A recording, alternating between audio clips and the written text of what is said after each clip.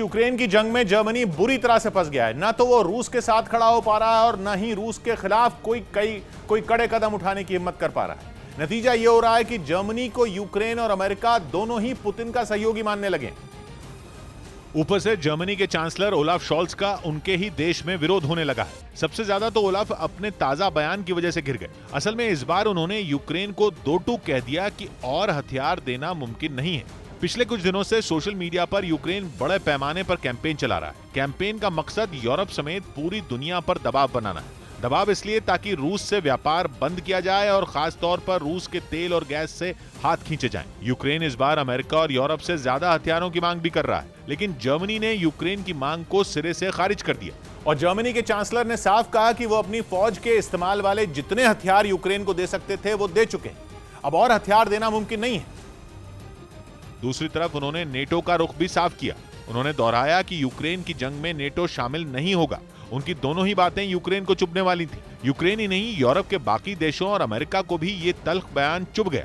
सवाल उठने लगे कि क्या इस जंग के बीच जर्मनी केवल रूस से अपनी दोस्ती निभा रहा है? असल में इसकी जड़ में जर्मनी और रूस के बीच की तेल और गैस की डील भी है। जंग की शुरुआत से ही जर्मनी ने रूस को लेकर के कठोर रुख नहीं दिखाया।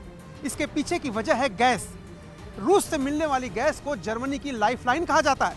यही वजह है कि जर्मनी के अंदर कुछ लोग विरोध करें या फिर पश्चिमी देश, जर्मनी अब तक रूस को लेकर कठोर रुख नहीं दिखा सका। जंग शुरू होने से कुछ दिन पहले भी जर्मनी के चांसलर ने पहले कीव और फिर मॉस्को का दौरा किया था। दोनों देशों के नेताओं को समझा बुझाकर जंग से बचने की नसीहत दी थी, लेकिन जंग को टाला नहीं जा सका। दूसरी तरफ जर्मनी के कारोबारी रिश्तों में जंग के बाद कोई खास बदलाव नहीं आया। हालांकि नॉर्ड स्ट्रीम 2 प्रोजेक्ट पर रोक जरूर लगी, लेकिन माना जा रहा है कि नॉर्ड स्ट्रीम 2 पाइपलाइन तो बनकर तैयार है। जब भी हालात बेहतर होंगे, जर्मनी उस पाइपलाइन के जरिए रूस से गैस मंगवा सकेगा। लेकिन अभी तक जितना कारोबार रूस और जर्मनी के बीच हो रहा था, उसमें प्रतिबंधों के बावजूद कोई खास बदलाव नहीं हुआ। रूस से आने वाली कुछ चीजों पर जर्मनी ने बैन भी लगाया, लेकिन तेल और गैस की ऊंची कीमतों ने इंपोर्ट का बिल कम नहीं होने दिया। दावा है कि जर्मनी मोटे तौर पर 3 देशों से नेचुरल गैस मंगवाता है। इनमें रूस के अलावा नॉर्वे और हॉलैंड शामिल है।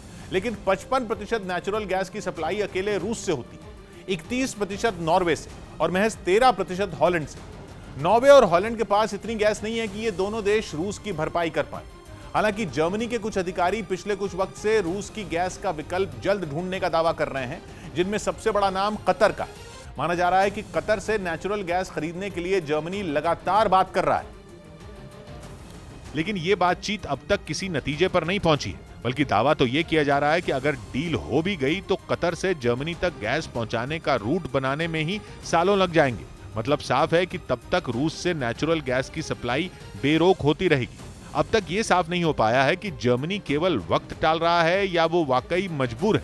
ये तो पूरी दुनिया समझ रही है कि 55% नेचुरल गैस की भरपाई एक झटके में मुमकिन नहीं है, जो जर्मनी की दुखती रग है। लेकिन यूक्रेन को हथियार देने से इनकार करना शक पैदा करने वाला है। मतलब साफ है कि रूस और यूक्रेन की जंग में जर्मनी के चांसलर मझधार में फंसे हैं। न तो वो रूस के साथ दिखने का रिस्क ले सकते हैं और न ही वो रूस पर एक्शन का जोखिम उठा सकते हैं।